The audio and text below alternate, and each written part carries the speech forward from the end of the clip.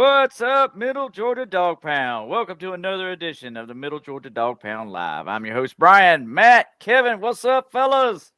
What's up, brother? How you doing? What's going on? Doing good. Hey, ready to recap another big win there in Mississippi State. Took care of the mini pups and drowned out the cowbells. I'm so glad that we made it through that game and we took care of business. Good to hear from Mr. Akaki there. Dazzle us tonight. Go Dogs. I like it. Few housekeeping tidbits. Want to remind you guys that if this is your first time on the show, go to StreamYard.com/Facebook to give StreamYard for permission to show your photo and your name in your comment. As you can see here, we have no idea who this is that said this, but go Dogs to you too, buddy. So make sure you go to StreamYard.com/Facebook to give permission for us to see your picture and your comment on the page. As you guys know, we had a great show at Fall Line Brewery last week. I appreciate everybody that came out. That was a great time. Fun time hanging out with you guys. We look forward to doing that again. Plan is to try to do that again for the SEC Championship. We'll get you some dates and times so that everybody can come on and be part of the show and contribute to our broadcast. But if you have an item or a business that you want to promote with us, hit us up at middlegeorgiadogpound@gmail.com. That's middle GA, dog spelled like it should be, DAWG, pound@gmail.com. So, guys, without further ado, let's get into those game highlights, and we'll recap this beatdown in Mississippi State. What do you think? Let's do it. Let's do it.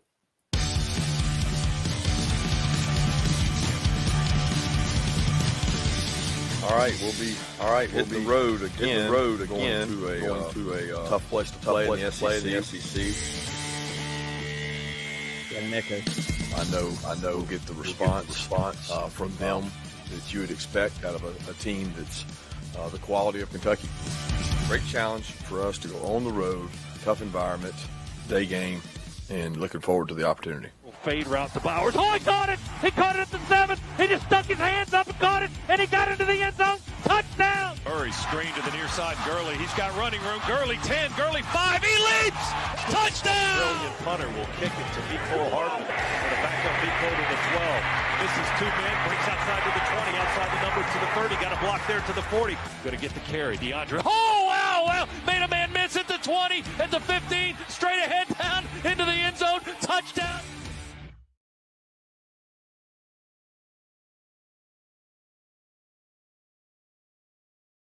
All right, so that was not the game highlights tape. That was the game preview tape. So let's roll the highlights this time. Pod approaches, puts his leg into this one, and we are underway as this ball will sail deep into the end zone. Back to Bennett, quick fire. The tight end makes his first catch of the game. Brock Bowers going quickly. They've got the big O down the middle of the seam.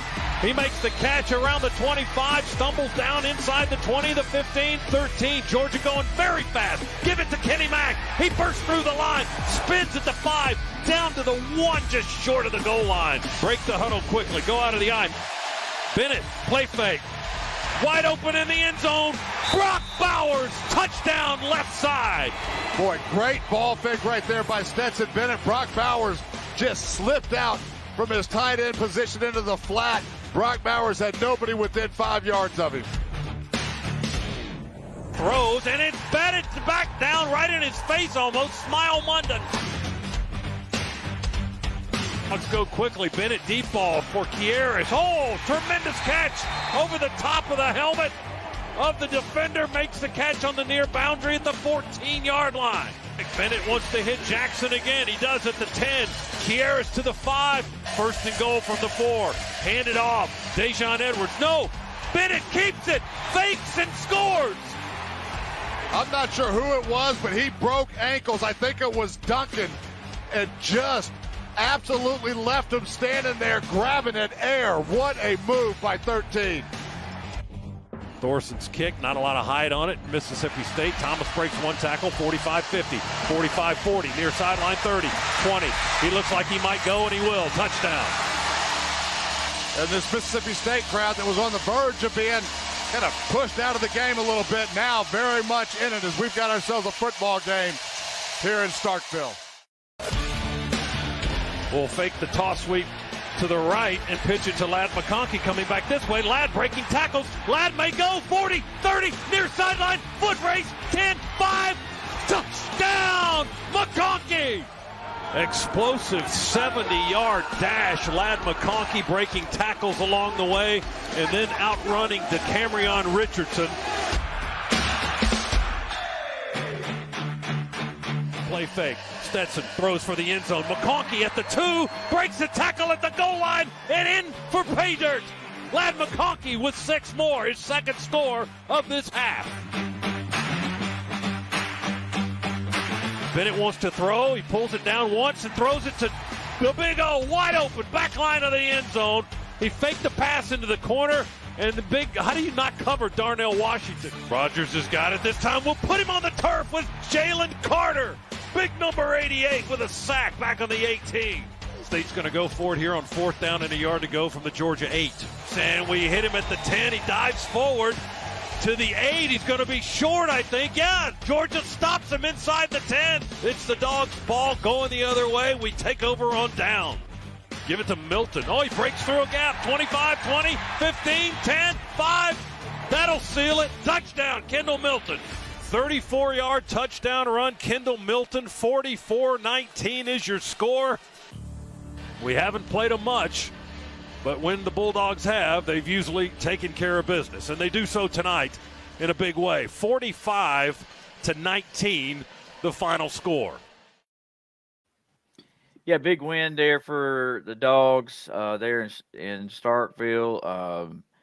I can guarantee you one thing: the Cowbells played a factor into the first half of that game, and I was a little bit nervous. I'll be honest with you. I was a little bit nervous on how our team was going to perform in adversity, but this team is very mature. They come back and showed resiliency there in the second half and took care of business. Kevin, what was some takeaways that you had from the game, man? We had our chili cook-off here, and I didn't get the chance to watch the whole thing, but you guys tell me what you think your biggest takeaways were. Man, I got to go back to my resilient defense. I've said it all year. These are the guys. They are so resilient. They get in a tight spot, but they don't ever give up. These guys, they gave up some big plays, just some dumb plays, allowed them to score, one on special teams. But these guys never give up. They just come back. They keep fighting. They keep just gnawing. They never ever stop pressing to stop the other team from moving down the field. It's weird. These guys, you expect them to say, okay, well, the momentum is shifting, because you could kind of feel it shift back to Mississippi State when at the half. But they come back out firing all cylinders. You could tell that when the defense makes a mistake, the offense has got the other one's back, per se. And it's vice versa. These guys, it seems like they have developed this mentality that Kirby has been trying to instill in this team, a sense of brotherhood, to watch each other, take care of each other, pick one another up when the other one falls. So you always, I don't know, when I watched this game, I never really panicked, even with those big plays happen. It never was an issue of concern for me. It really wasn't, because you just felt like they were going to come back and take over this game, and that's what they did in the second half. Yeah, I totally agree. Matt, what did you take away, buddy? Some a lot of good things and some things that we were expecting. I'll start with some of the things I was expecting and kind of scared about was how our linebackers would do with those crossing patterns in the back. And you could see later in the third, fourth quarter when we kind of had the game in hand, but you could see some of those linebackers, like even Pops, who I love, and even Munden were getting lost and couldn't keep up with those crossing patterns from the wide receivers. So for upcoming, even for the LSU game, is something we need to be attentive to and play like we did against Tennessee and jam them at the front and get in the backfield. Other than that, the things you would think that I wouldn't say I was appreciative of, but was the running game. You're like, well, we didn't do a lot of running. We didn't do a lot of impact running. But if you look at it, we continued to run the ball even when they were stuffing it. Like they were completely just taking away the run. They were going to put all that pressure on Stetson, and he did what he always does. Even though his 2 interceptions, I don't think they're even on him, in my opinion. I don't either. One was an amazing play by a defensive lineman, it'd be the best play of his entire life. Right? Just one was like David Pollock when he catches the ball, and something like that, right? It doesn't happen every once in a while. And then the interception was just, really wasn't a bad throw. It's just the defensive player made a good play on his hand, hit his hand before he got it fall through, and that's what happened. But Stetson played pretty well overall, but they didn't go away from the run. And they put 10, sometimes all 11 guys within a 10-yard radius and stuff that run. But we kept going at it, and eventually you saw the fruit of that in the fourth quarter with Milton coming in, be able to break through. But that's what Monken kept seeing. He's like, if we can just get past the linebackers, there's nobody back there. Yep. So that was his plan, and we're going to keep doing it. We're going to keep doing it. And yes, you could say, oh, well, we were in trash time. We were just trying to run the clock out. But, they still had to stop us. We still needed first downs, and we did that. Well, not only a first down, but a touchdown. So I was impressed with that. And totally to echo what Kevin was saying, the defense played great, and they're going to keep us in every game we play in. So if people don't think that they're as good as they were last year, they're as good. That Notre Dame defense is great, and I love Kevin's hashtag with it with resilient defense. He's spot on with that. Yep, I totally agree. Yeah, Caleb Newberry said the last offensive possession at the first half left me scratching my head. I think it left us all scratching our head. We was like, what in the heck is going on? And then we go out and punt the ball with some terrible coverage in place and let them run it back for a touchdown. That was probably one of the worst coached periods of the Georgia football that I've seen out of Kirby Smart in a long time. But the punt was garbage too. That's the problem. Yeah. Give all that space, all that room, boom the ball. Don't give me one game you can hit a 75-yarder, and the next game you're hitting a 24. Which one? You got to be more consistent in that. I know he's a freshman. Do you think the cold weather had something to do with that, Matt? No, I just think that he's just inconsistent right now. That's how he is. He's had games where he's done that before. He's had a great – maybe it's lack of kicks. He's not lying. He's not getting a lot of chance to punt this year because the offense is playing so good, and we're stretching out long plays and keeping time in possession. So he's not having to punt that often. But that doesn't mean he's not punting in practice. So I know it's different than in game time. But, maybe the weather – if the weather's a big factor, then we're going to be screwed this weekend. Right. Yeah, Hunter Ivy says the scary part of this defense is they are relatively young, with the exception of a few players. The majority of this defense is freshmen and sophomores in their first year starting. Yeah, totally agree. Totally agree. And Ken Alon says, I don't know if picking up a ball from a lineman's elbow was so awesome. More like lucky. Yeah, I agree with that. But Ken Alon also said Curious Jackson really showed up, and I thought he did too, man. Props to that kid, man. He just – when his number's called, he comes out there and shows up, and he does his job, whether he's asked to block, whether he's asked to make a big play. It's his time to shine, and he shows up and shows out each time that his number's called to be on the field. You can just almost guarantee when the 10's out there, the ball's going to 10. That's for dang sure. And sometimes it's not even been on him. We watched several games out this year where even the Missouri game, where when he's maybe not getting the ball, but he's wide open. And Stetson is just missing him sometimes. So, he's out there playing. He's in the right position. Just because he's not getting the ball doesn't mean he's not doing what he's supposed to do. Yeah. Was it just me, or was this the first time he lined up as a wideout? Yeah, he's always in the slot. Mm-hmm. And they had him lined up in the wideout. Why he do you swaps think off that with is? Darnell. He typically swaps off with Darnell. I'm not sure why they had him out there. I am not sure. I didn't even think about it, to be completely honest with you.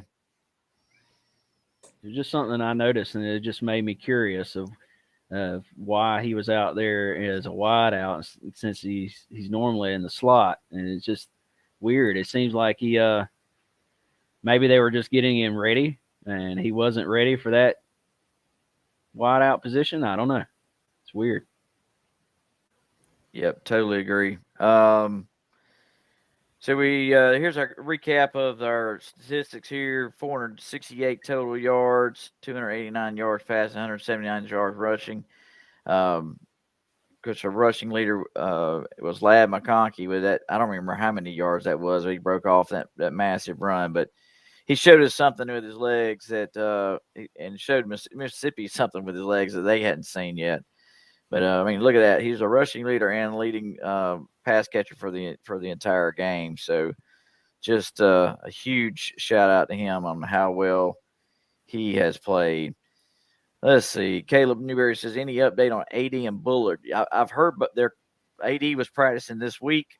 It looks like they're hopeful that he's going to play. Bullard, I heard he's going to be ready to go. I mean, he was banged up, but I think he's going to be fine. He's going to be ready to go. I hadn't heard anything negative about him not playing at all. He came back to the game after he got hurt. Mm-hmm. He was the one who got lost in coverage when they scored a touchdown. So, I mean, someone we don't talk about, but I mean, I want to mention it because they even mentioned it on the broadcast. I mean, Darnell showed up and played great when we didn't hear a whole lot from Brock Bowers this game. I mean, he's always doing everything. He's always blocking. He's always getting open. He had a few catches and a touchdown. Great. But, like, I mean, it was the Darnell show. I mean, it always seems that way. If you think back all the games we've watched, he's always the talk of the town. We know Broward is great, but it was good. I like to see the commentator say when they were interviewing him, asked about the offense, that Bauer said our offense runs through Washington. That was to me, I mean, a big deal for someone who is more highly nationally has accolades. And Bauer said our offense, good or bad, runs through Darnell. If we're running the ball well, it's because of Darnell. If we're passing the ball well, it's because of Darnell. I think that's a huge deal, and it shows his leadership and his humbleness too as well. So I like that. I mean, it's true. I mean, you think about it. Last year when we were struggling to run the ball, you know, when Darnell got back on the field after being hurt with his foot, bam! In the second half of the season, we're on the ball like champions. So he's a big piece of that game. Yeah, I totally agree. That run by McConkey, Darnell blocked like two guys to break McConkey for that touchdown run. So, yeah, I was hoping to try to find that video, and I cannot find it. But I was hoping to play that for you guys to show you that he blocked two guys in that play. It was amazing. But I wanted to throw up a video, a little interview from Karis Jackson. Just shows you how humble this kid is, man. It's not about him. It's something we talked about last week when we were at Fall Line. We were talking about the me ball versus the we ball. Well, this is the we ball for sure. It meant a lot to myself and my teammates as well. You know, those guys were more excited than I was to see myself make a play, and just knowing all the hard work that we put in throughout the week was able to pay off, you know. And it just goes back to preparation for the game, man. Just knowing how they was going to attack us and how they was going to line up, that I know I had opportunities throughout the game that I was probably going to get, and I was able to capitalize on it and put my team in great shape to score touchdowns. We try to stop the run first. We know that Kentucky's a real physical team. They played us tough the past few years, and we just want to be able to stop that run first and try to make them a one-dimensional team. I didn't really celebrate it too much. I know we got bigger goals ahead of us, and I'm happy that as a team that we're able to advance to a SC championship. But at the same time, we have bigger goals, and winning the East is a goal that we had on our bucket list. But we had, like I said, we have bigger goals than just winning the East. Well, you know, to win that, it's the first stepping stone to whatever else is after season. In November, that's the only time they remember you. So we got to come in every day and then just work each week out, trying to win that next game. Something is working, why stop it? That's my mindset. Hey, I'm here to win games. I'm not here to have 1,000 yards, 20 touchdowns. I know if I wanted to come in for that, I probably would have went somewhere else. But I'm trying to put numbers on those walls and trying to be a national champion, a SEC champion. So whatever Coach Mackin feels like is going to put us in the best position to win, I'm down for it. I mean, I'm a team player, and when you have guys like that on your team, that's what makes you successful. You can't have selfish guys on your team because that just bringing negative energy around the offense. But we have guys like myself who is unselfish, who is going to go in there when their number is called and make a play, whether it's blocking or catching the ball. That's what makes you more efficient. And when you can do that at a high level, it's kind of hard to stop, you know. And if I was a defense coordinator, I know I'd be stressed out too, having to figure out how can I have almost like a sixth offensive lineman in, like with Darnell with his size and his capabilities of blocking and running routes. I know, and you have Brock at the same time who is able to block and run routes. And I know they're much bigger than myself, but it's just a weapon that we can always use, and it's hard to stop that. We just try to focus on, like, last week is going. It's a new week. We just got to try to, like, refresh our minds and then focus on the little things that they put in for us and then just try to execute them with as much detail as possible. It's probably one of the best interviews I've seen out of Karis Jackson. If you guys get an opportunity to go back and pull the full press conference there with him, it was very, very impressive. And so I had to pull the little sign, him holding the sign there, the SEC champ sign. So I was pretty proud of him for showing up this week and have a big game. Let's catch a few comments here. Well, I don't see any new comments. I see Hunter Ivy says, could you imagine being 6 foot, 200-pound DB looking up and seeing 6'7", 280 pounds running at you full speed? Yeah, I totally agree. Kenalon says, hope if they play AD that he's 100%, be good for him to be ready for LSU. Yeah, so I heard that AD, he warmed up for the Auburn game, and he tweaked his ankle in the during the Auburn warm-ups, and so that's why it set him back. That's why he hasn't played. And so they just said, okay, we're just going to let you rest until you're not having any pain, not having any residuals. And so looks like he's going to be ready to go this week. It's going to be interesting to see how much we see him on the field. It really wouldn't surprise me to not see him until the championship game. Yeah, I agree with that. Well, guys, let's jump into this Kentucky preview. And so I'm going to roll this Kentucky game trailer one more time since I played it out of order.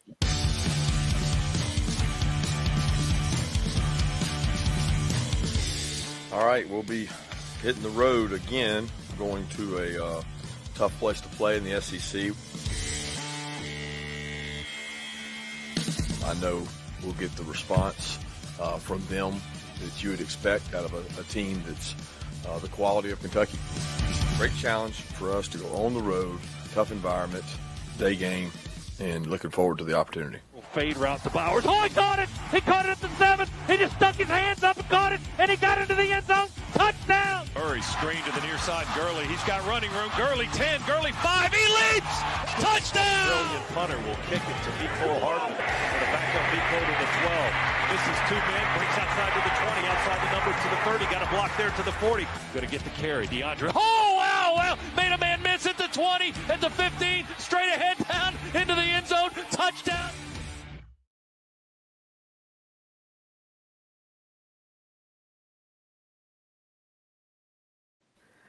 Good deal. Nothing like watching the game trailer twice. I like it. We should do that every show. So Kentucky going to be playing in Lexington. What's that, Kroger Field? Supposed to be cold. I think Mr. Matt told me the high on Saturday will be 38 degrees, probably around game time. What was the temperature going to be? 35. It's going to be cold, y'all. 16 mile-per-hour winds. Yep, I saw 10 to 20 mile-per-hour winds. That's going to be tough to play in. So here's Kentucky's mascot, the most original mascots ever. The one on the left, his name is Scratch. The one on the right is Wildcat. That's all I have to say about that. Mark Stoops is the head coach. He's been there since 2013. really thought that this year was going to be the year that Mark Stoops turned this program around, and they were going to be this, the number 2 team in the SEC East, and that has not transpired. The team seems to have fizzled, and I'm not sure what the issues are there, but they are struggling this year. And for them to get beat at home by Vandy last week says a lot about where this program is, and our mistakes there when we were doing our previews at the beginning of the season. Definitely surprised me to see Vandy pulling upset at in Kentucky there. But that just proves to me that Kentucky was looking past Vanderbilt. They weren't even prepared, and Vanderbilt come up there and punched them in the mouth. All they were doing was looking at this game we're fixing to play this week, and you can't do that in the SEC because you'll get beat any given day. That's for dang sure. So, Matt, bring us up to speed, my friend. Bring us up to speed on the offensive side of the ball, who we need to be looking at. So we're rolling into Lexington at K. Roger Field. Where, like I said, you got Stoops there, who will be the Nebraska coach next year, which is going to be interesting. But we're going to start out with our quarterback here, Will Levis. Preseason was top 5 quarterbacks in the SEC. Some saw him as a first-round draft pick, and we have seen that has really tapered off this year. I'll give it to this guy here. He has with his ups and downs he's had, the guy's tough. He's had broken fingers, leg issues. He's kind of been all over the place with injuries and stuff, but he's hung in there. So he's a tough guy. But we're going to talk about nationally how this Kentucky team ranks. Nationally, they are the 94th offense in the country, averaging about almost 23.3 points a game. With that, they are definitely run heavy. They almost rush the ball 100 times more than they pass the ball. Because some of that come to Levis being out. I don't know. I just don't think they're as strong as they are. We can see it definitely in their offensive line play. The offensive line, they lost their 2 tackles and replaced their center halfway through the season. So they're missing some key opportunity players there when it comes to on their offensive line. I think it's kind of what's hindered them a little bit on this back end of the season. But Will Levis, he has a little bit over 2,000 yards, thrown for about 16 touchdowns. He also has 9 interceptions. He's been, I think we have someone posted a little earlier today. He's been sacked 34 times this year. That goes back to their offensive line play. He's the second highest sacked person in the SEC, next to LSU's quarterback, which we will see in a couple weeks, who has 39 sacks on him. So I'm looking forward to that sack sandwich later on. But that's a different story, different time. So get into their running backs. This is their bell cow. This is who they love. This Rodriguez here is actually from Georgia. He's from McDonough, Georgia. And so he's kind of a home guy here for us. He always seems to play us really hard. He's a tough runner, but their offense runs through him. So it's like him, and then it's like a drop-off. So he has about 733 yards, 6 touchdowns. So average about 5.5 yards a carry. He's doing really well. He's got 41 yards receiving, so not a lot of threat catching the ball, but is where their bread and butter is when it comes to the running game. He missed the first couple games of the season, so he could already be over 1,000 yards if he was playing his first, I think, 3 or 4 games that he missed. The game he first came back in was against South Carolina when they lost that game to them, but since then he has played great. I think he's been over 120 yards per game in every game he's played in besides one this year. So he's really the bell cow for them. So stopping him is going to be the whole key to our defensive scheme, is just stopping their run, because, like we said earlier, the weather's not going to be favorable for either team passing the ball. I don't care if it was 100 degrees outside. When the wind's blowing around 15 20 miles per hour, it's going to be tough to sling the ball around. So some of those short passes, which we're pretty good at, is definitely going to help us in offensive scheme. But talking about them, talking about passing the ball, we're going to get to the receivers they have here. They got 3 main receivers. So they got these 3 guys I'm going to go through. All of them have 400-plus yards. After that's a big drop-off. So these are their main key targets they have. The first one's Robinson. He's got 470 yards with 3 touchdowns. Averaged about 13 yards a catch. The next one we have is Brown, 400 15 yards, 2 touchdowns, same kind of stat, about 13 plus yards a catch. And then their last guy is 412 yards, which is key. He's got 5 touchdowns, and he averages more than that. He averages about 15 yards catch. So, those are the key guys we're going to keep an eye on. Other than that, they are sparingly guys. Most of them around 100 yards catching for the year, so not a whole lot of activity on the other ends for the rest of them. But like I said, they don't pass the ball a whole lot. Their key thing is the run game. So we stop the run game, we should be good to go. SEC wise, this offense is not impressive. Like I said before, nationally they're 94th. In the SEC, they're the number 10 passing offense. In rushing, they're number 13 rushing offense. And total offense, dead last in SEC. So with our defense and their offense, we should be able to hold them pretty well. But you never know. It's the last game. We can't do what they did and look ahead to hate week next week with Georgia Tech. We have to stay keyed in. And like we said, the East is just one step.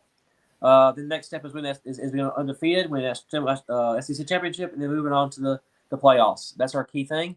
So I think we can, but we do tend to play them pretty tightly no matter where we play them. So the weather will be a factor, but we come in honed in. It'll be a cakewalk. Yeah, totally agree. Caleb Newberry, he mirrored your point there that the offensive line is terrible and that all their offense goes through Rodriguez. So yeah, I totally agree with that point. Kevin, jump in, man. Tell us about this defense, and I'm going to tell you up front, I'm not sure I got your slides in order, so I apologize ahead of time. Yeah, I kind of sent you a crazy email there. Well, first off, let me go over. This is the number 17th defense overall in college football. They are ranked 49th against the rush and 17th against the pass. They allow 317 yards total and 182 passes, just average. 182 pass, 132 rush. And they allow average of 20 points per game. First guy I wanted to actually first two is the linebackers, Brian, DeAndre Square and Derek Jackson. These two are pretty even. They rely a lot on their linebacking core to come up and make tackles, fill gaps in the run game, come up and rush the quarterback. These guys, DeAndre Square had 55 tackles for the year. He's the leading tackler on the team. First off, let me back up. He's a senior, 6'1", 221. He's a pretty big size linebacker. If you've watched any of their games, you hear the name DeAndre Square quite frequently in their games. He's had, like I said, 55 tackles, 1 sack, 3 passes deflected, 1 interception. He's been injured the past 2 games. The last game, he didn't play at all against Vanderbilt, and I'm sure he would have been an impact player in that game. They currently have him on the depth chart for this game. Not sure they had him on the depth chart the last game for Vanderbilt. So I don't know whether they're just playing games to say he's going to play and then they don't play him. I'm not really sure what his injury was. I tried to go back and find that. I just couldn't find any information on it. But this guy is physical. He's fast. He likes to hit people. I'm sure if Georgia could have got this guy, they would have took him because he's just that good of a linebacker. Like I said, the second linebacker was DeAndre Jackson. He's the second leading tackler on this team. He's 6'1", 241. And if you notice there, he's out of Dublin, Georgia. So that's just right down the road from our hometown here in Macon. This guy is another physical linebacker, plays primarily middle linebacker. He kind of gets back there and leads the linebacker core and the backfield to make sure they're in the positions that they need to be in. He's a pretty big leader on this defensive front there. Thirdly and fourthly is the 2 DBs, Jordan Lovett and Carrington Valentine. These two guys, Jordan Lovett is 6'2", 202. He's got 45 tackles on the season. He's a junior out of Cincinnati. Excuse me, Radcliffe, Kentucky. Read the wrong one. He's third on the team for tackles with 45 tackles. He's had 2 passes deflected. This guy is a redshirt freshman. So it says freshman there, but this is his second year playing. He's really becoming an impact player. He had a big game against Vanderbilt last week. He's a real handsy DB. He likes to get in there and mix it up. He likes to he seems like he's one of those guys that likes to come in and tackle hard. So watch out for him. You're going to hear his name called in this game. Carrington Valentine, he's a junior, 6 foot, 194. He's had 32 tackles, 1 sack, and 1 interception. This is also a guy who likes to mix it up. These are 2 DBs they primarily rely on. He likes to get in there. He likes to get physical with the receiver. Likes to get in there and tackle, bring heavy tackles. So watch out for these guys throughout the game. They are very, very physical DBs. And lastly is Deion Walker. Is the defense tackle. He is also a freshman. He's number 0, 330, 6'6". He's had 27 tackles. He's accounted for a half sack and 2 passes deflected. So this guy is a big physical defensive tackle. He likes to get in there, likes to get his hands up, likes to disrupt the passing game, and wrap up when he gets a hold of the running backs. So these are just a few guys that we've got to watch out for. And on the defensive side, I went back, tried to watch some of the Tennessee game. They brought a lot of like 3-4, 4-3 defense. They left a lot of holes for the running game to get through. So that's something I'm sure that they have worked on because they know Georgia is going to be bringing the run game hard and heavy. So I expect these linebackers to have a big game against us come up, have make a lot of critical tackles. So we got to just create space, create holes. They can get by these linebackers in the secondary and bust off some big runs. Cool. Yeah, I think that the wind is going to play a big factor in this game when it comes to our offense and our defense. You're not going to see the ball thrown as much as we have been throwing it, I think, because of the wind gust. It's going to make it difficult to be accurate. What do you think, Matt?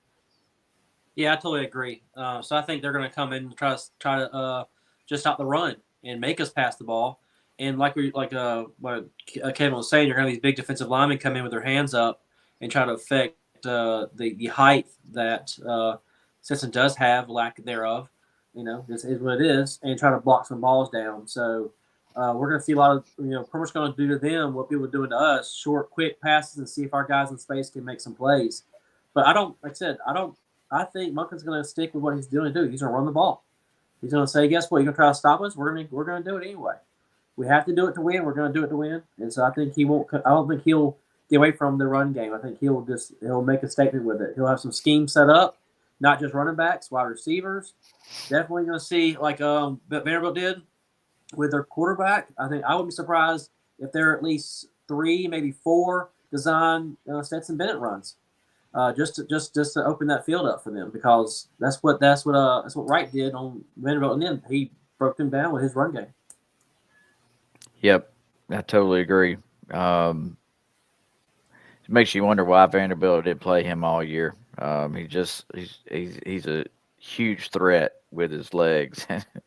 I know I'm getting off subject here, but it just blew me away. They pulled him and started that other quarterback. Well, let's get into our Week 12 matchups. What do you say? talk a little predictions here. So our first game that we're highlighting this week is USC and UCLA. Matt, tell us why you picked this game, buddy. Because it is the worst week for football in history that our first game we're picking is a flag football game. But all right, this is going to be a two-hand touch. So for all those out there who moms are watching and may cry if their kids get tackled, this will be a good game for you to watch because no one's going to get injured because no one hits hard in these two schools. But once again, this will help decide the Pac-12, I guess what they are now, or 10 or whoever they may be this week. Because that window for those two teams, they're trying to figure out who's going to be the representation. They think this is their year for someone to get to the playoff finally because they hadn't had a team in the playoff since, was it 2016? So they're trying to get a team in for the first time in forever. This team, one of these two teams or Oregon are probably going to be the ones who are competing for that spot. Even though Oregon lost last week, I know that stinks, but I think it's going to be one of these two teams. I'm going to go with the Bruins because I honestly just can't stand USC. I like it. Kevin, what you got, buddy? Yeah, this is one of those that I was like you, Brian. I didn't understand why Matt picked this game, but he gave us a good explanation of why, and I can understand that and see where he's coming from. USC, they've got them favored by 2.5 points. It is an 8 p.m. Eastern time game. So what does that put it at? Like, were they 3 hours behind us? So it's 5 o'clock in the afternoon. So it is going to be an afternoon game for them. It is at UCLA. I think this is going to be one of those tight games. It's going to be an offensive duel. That's all it's going to be. We know how those West teams play. I was torn with this one. I really didn't know who to pick on this one. I think I'm going to agree with Matt on this one. I'm going to go UCLA. Yeah, I like it. I can tell you right now, the College Football Playoff Committee wants USC to be in the Final Four. They want it very, very bad, and they're going to do everything they can to get a Pac-12 team in this year. That is why this is one worth watching. I think USC still pulls it off. And I think they win by 1 touchdown. Let's see. Hunter Ivy says USC pulls it out 34-21. And Dad gave you the surprised emojis. Don't worry, Dad. We were just as surprised as you are when he sent us this game. Well, I'm surprised. I'm surprised that he found those emojis. That's what I'm just surprised about.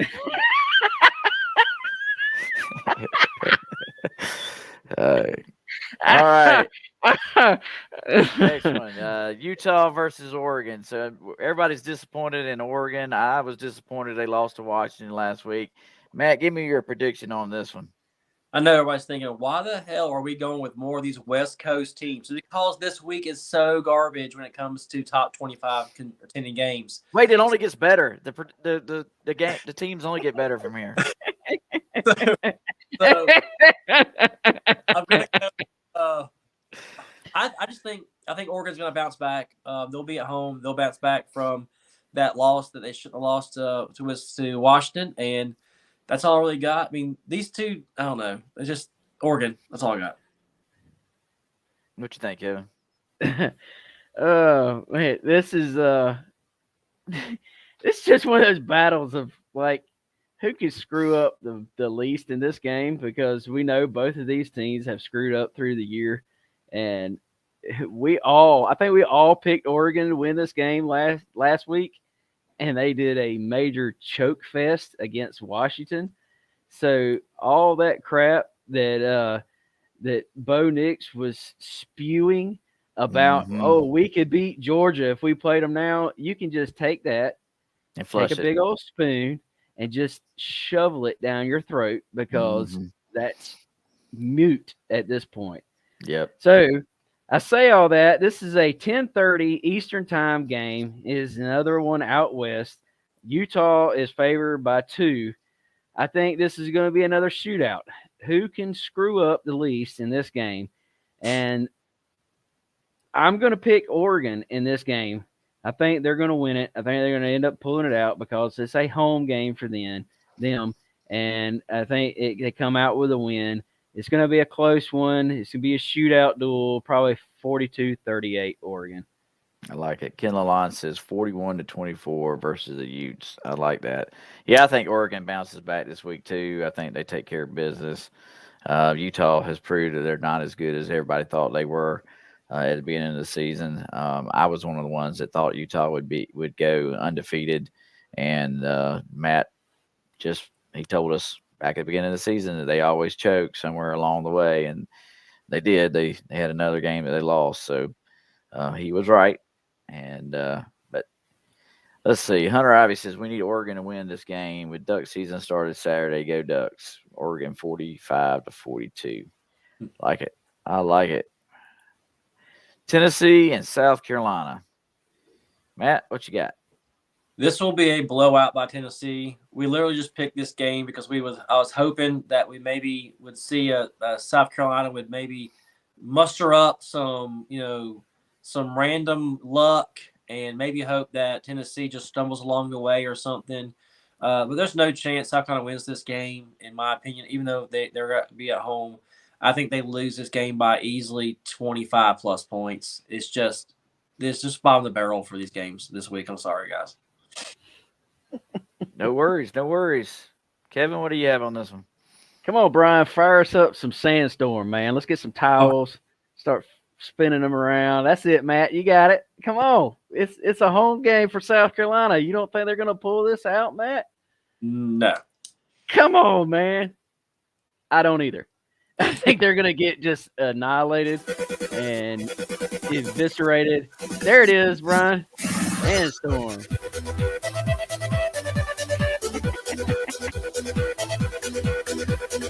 Oh, that's all going to go about. That's all going to go about one quarter, and then it's going to be turned off and never played again because I believe Tennessee is going to do the same thing that we did to them. They're going to come out. They're going to be firing on all cylinders.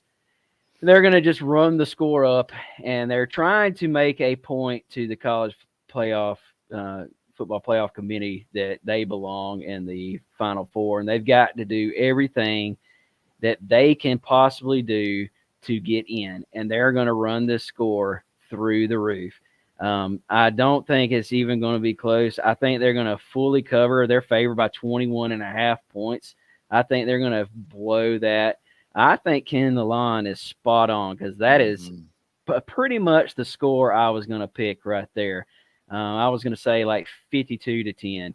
It's going to be a blowout. Tennessee's going to do everything they possibly can to get in the college playoffs. And this is something that they just got to do. They got to run the score up on everybody. Well, Dad says it's going to be 249-36. That's what I'm talking about right there. I mean, yeah, it might be that bad. Like Tennessee has, they need to appreciate this year because the reverse roles are going to happen next year because they've been lucky to have all their most important games have been at home.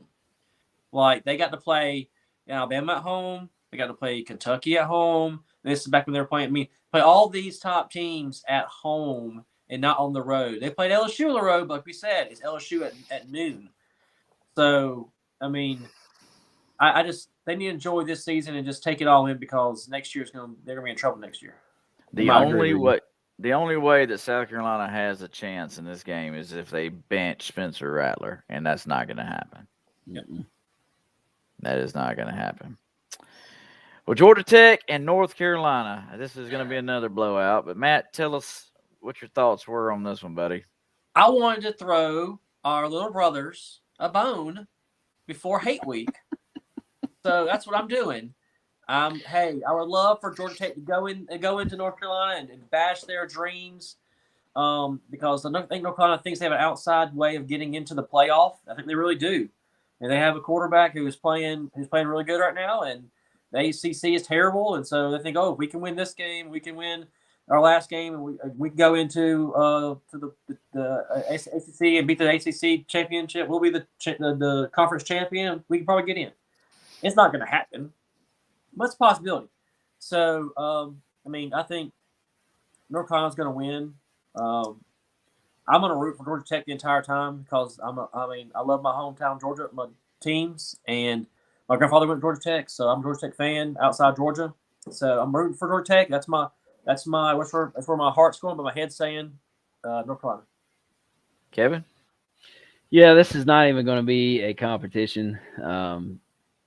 North Carolina's offense is just too explosive for Georgia Tech to deal with. I commend them for their turnaround that they have done as far as Georgia Tech is concerned. Their turnaround this season, they are playing a lot more competitive ball than they were playing under their previous head coach's guidance. But North Carolina is going to come in here. They're favored by 21. I think they cover that all day long. It's going to be a huge win. I feel like North Carolina's probably going to run away with this. It's going to be something like 45 to 10, somewhere along in there.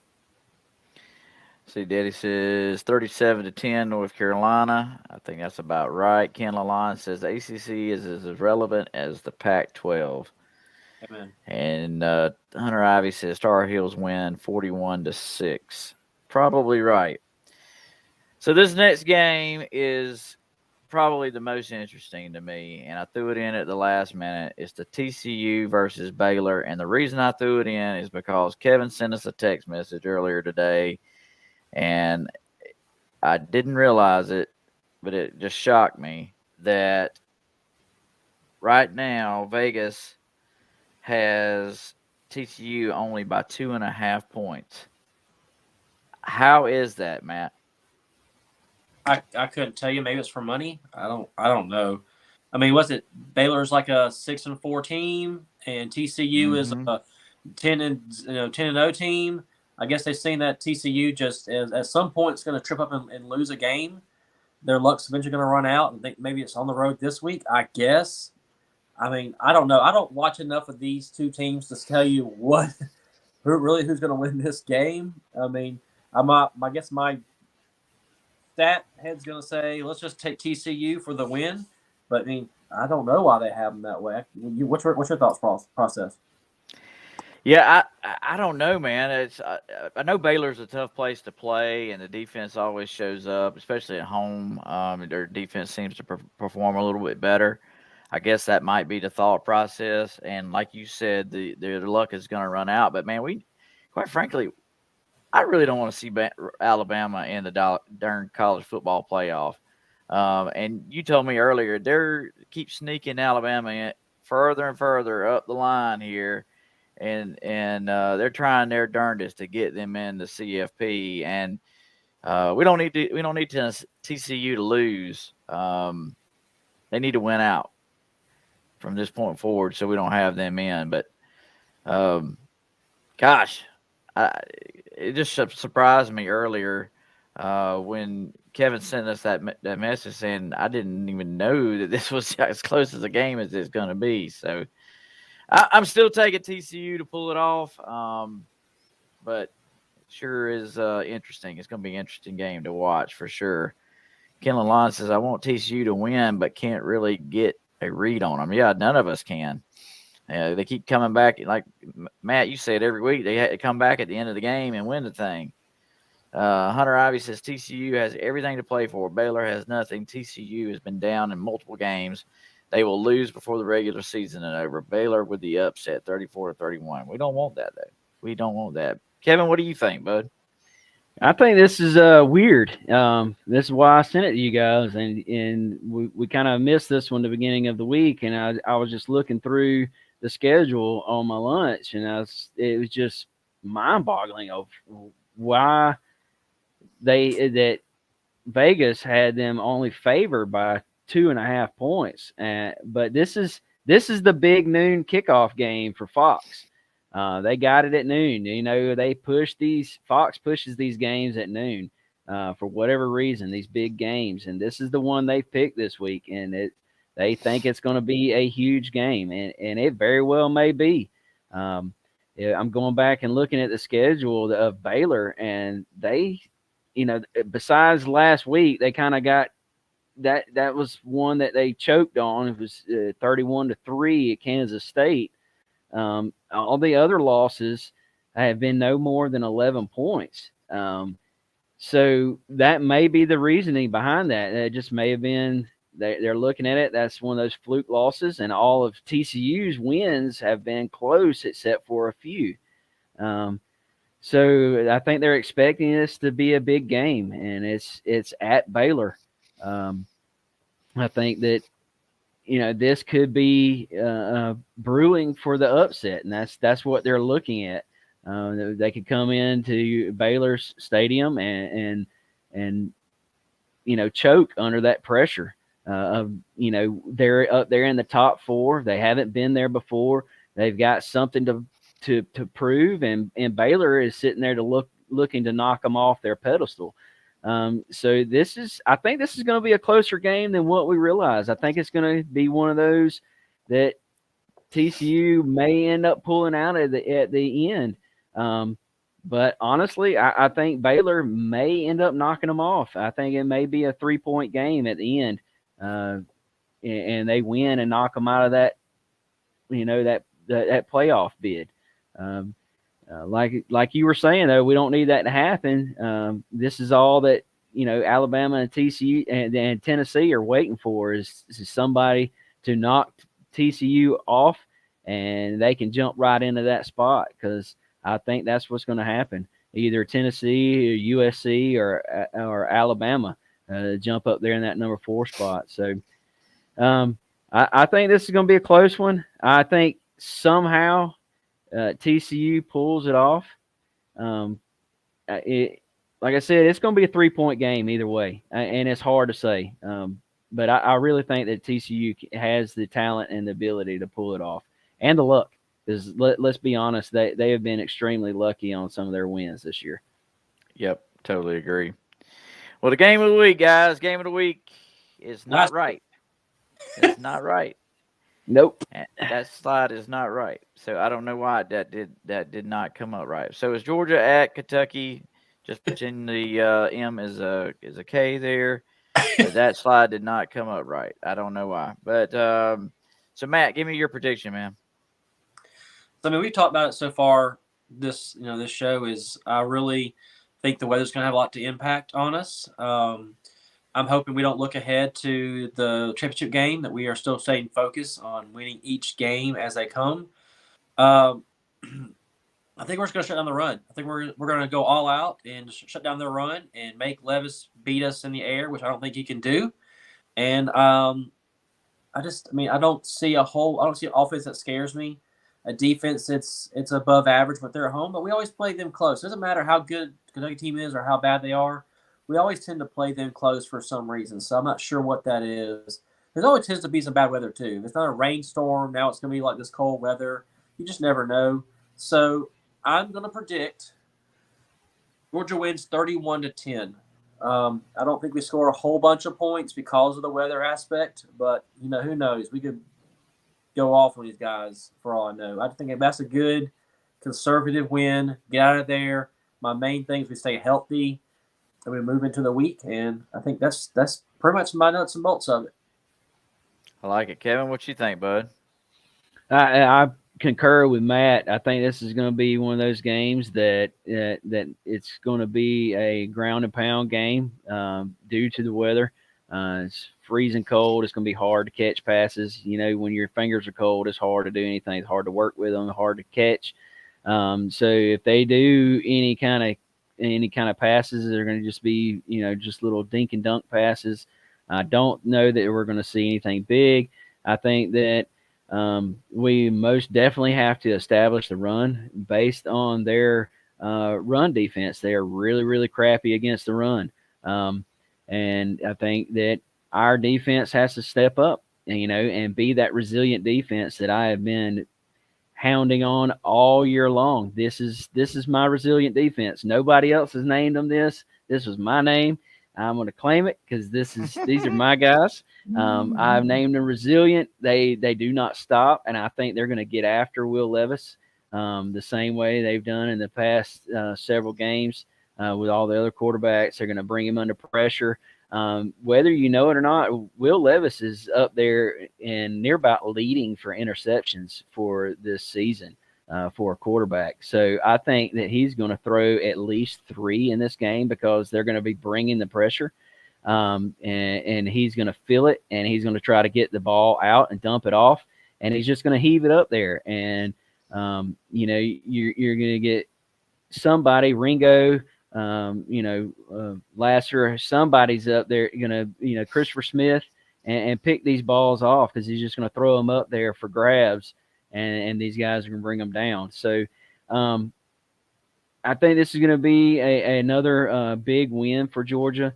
I'm feeling about the same as Matt. I was thinking somewhere around 36-10.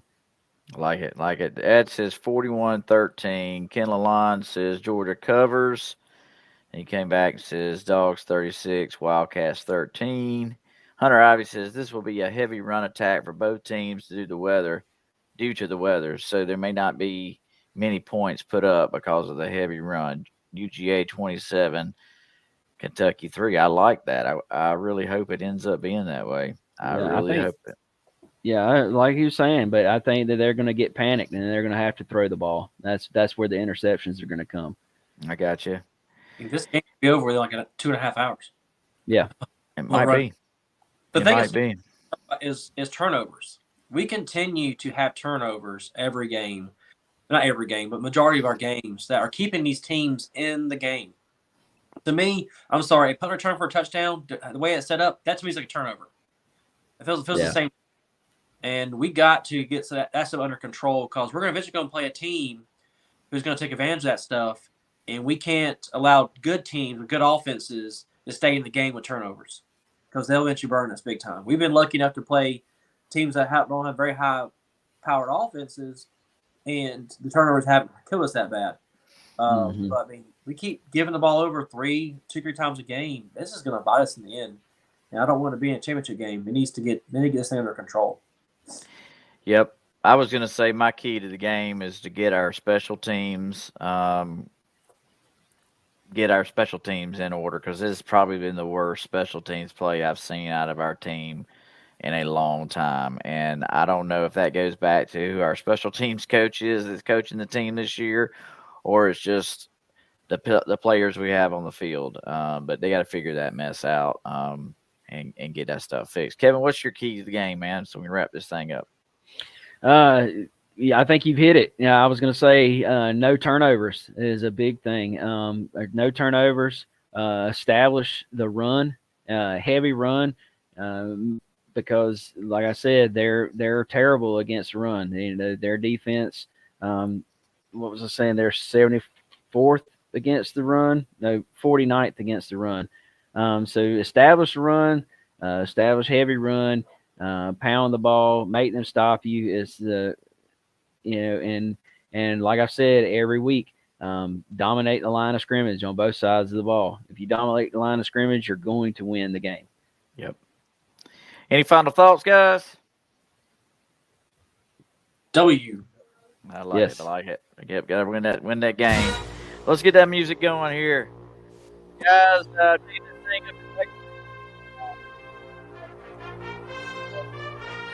Looking forward to a big win. However, we will be back on next week on Friday after Thanksgiving. I hope everybody has a wonderful Thanksgiving, and we will be right back here to recap the big win we take out of Lexington and get ready for those yellow, nasty maggots called the Georgia Tech Yellow Jackets. So I'm Brian, Matt, Kevin.